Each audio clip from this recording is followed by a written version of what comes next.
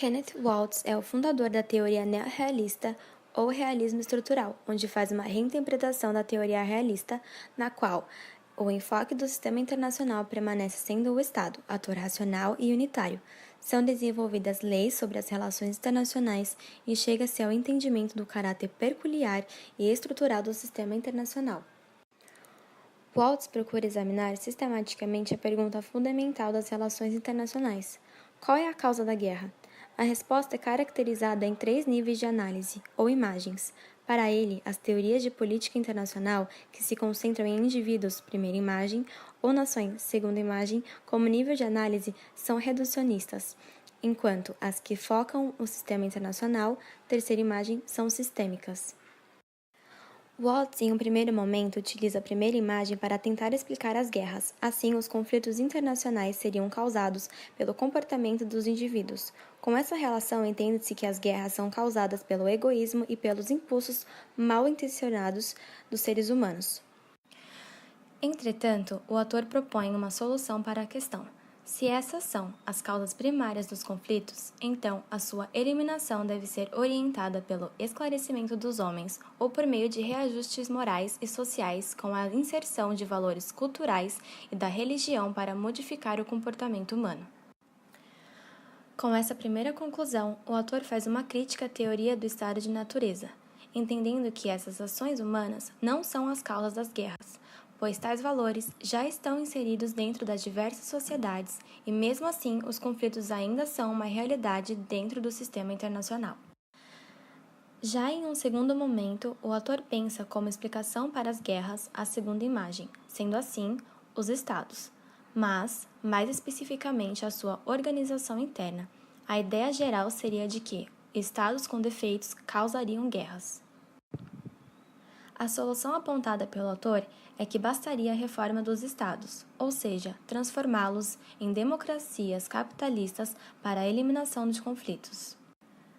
Com essa segunda conclusão, o autor, mais uma vez, não chega a uma imagem que se caracteriza pela causa das guerras, pois, mesmo os estados democráticos e capitalistas entram em ações militares contra outros estados. Já levando-se em consideração as teorias sistêmicas e a terceira imagem, Waltz conclui que a guerra é causada pela anarquia internacional e pela guerra de todos contra todos, em que os estados que sobrevivem dentro do ambiente internacional são os que conseguem recursos para a manutenção dos seus status quo. Dessa forma, há um enfoque na estrutura política, pois o conflito ocorre simplesmente porque não há um poder superior ao dos estados e, deste modo, o uso da força estaria sempre presente para a solução dos choques de interesses. Há uma diferenciação do realismo clássico do neorrealismo de Waltz. O primeiro tem como principal variável do sistema internacional o poder, e este, aliado à orientação expansionista dos estados, seriam os principais responsáveis pelas rivalidades constantes dentro do ambiente internacional. Outro ponto é que os estados sempre buscam maximizar seu poder em busca de interesse nacional, a partir de uma situação de soma zero, onde o acréscimo de poder de um estado resulta no descréscimo do poder dos demais. Já o neorrealismo tem como principal variável a sobrevivência, ou seja, o poder é um instrumento, um meio, e o sistema de estados é definido como um conjunto de unidades em interação criando uma estrutura.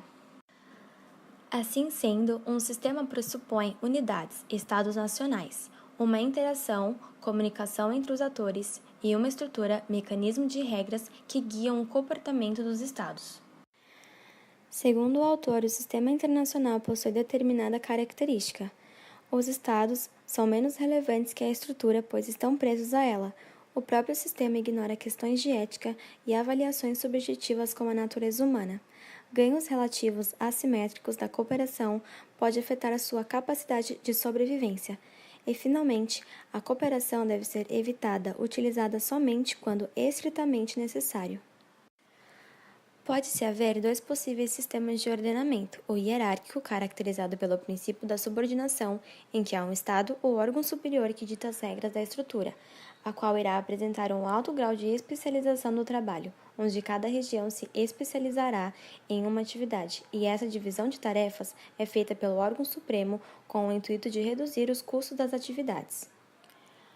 Ou o sistema anárquico, caracterizado pelo princípio da coordenação, representado pela atual estrutura do sistema internacional, em que, apesar dos estados serem iguais juridicamente, existem hegemonias que influenciam o sistema.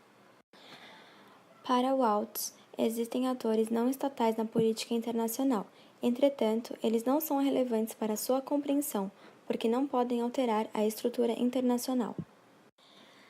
Dessa forma, a estrutura apresenta um baixo grau de especialização, em um contexto de self-help onde todos os estados procuram realizar as mesmas atividades, o que gera um alto grau de competição.